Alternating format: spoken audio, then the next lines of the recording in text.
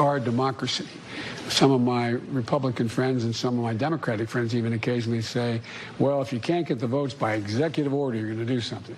Things you can't do by executive order unless you're a dictator. We're a democracy. We need consensus. All right, but he's now Mr. Executive Order. Have you seen the footage? He's signing everything, executive order after executive order, everything from who can play on the girls' team to the Paris Climate Accord, all that stuff. That's what he loves to do, according to his own definition, very dictator-like. But the left-leaning media eating it all up.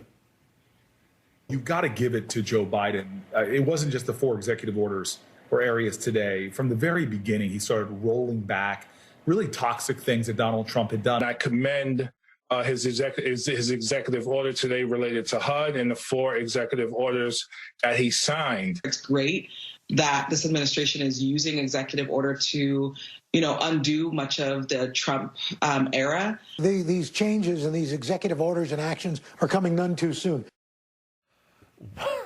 Right. Whatever happened to dictators governed by executive orders? All right. Here's something. Josh Hawley, the Republican senator from Missouri, boy, he's going through a tough time right now. But, Senator, whatever I can do, because I think you did the right thing, standing up and objecting to the electoral count and asking for a little bit more consideration, I think was the right thing to do. But, of course, they're blaming you now for everything that went wrong since, the violence and all that stuff. Here's what Joe Scarborough said. What did Donald Trump used to call him? Psycho Joe? Yeah, Psycho Joe. Here's what Joe Scarborough had to say about the senator. And he's a seditionist. He led an insurrection. He's responsible for cops being murdered. He's responsible for everything that we saw. He was at the forefront of it. And of course, he's shameless. He's still shameless about all of that. He hasn't apologized to America. But he needs to apologize even, to people that raised him, people that taught him, people that, they're ashamed of him. He goes to Stanford and Yale, and he uses it for evil. He uses it to kill Capitol cops. He uses it to start seditions against the United States of America.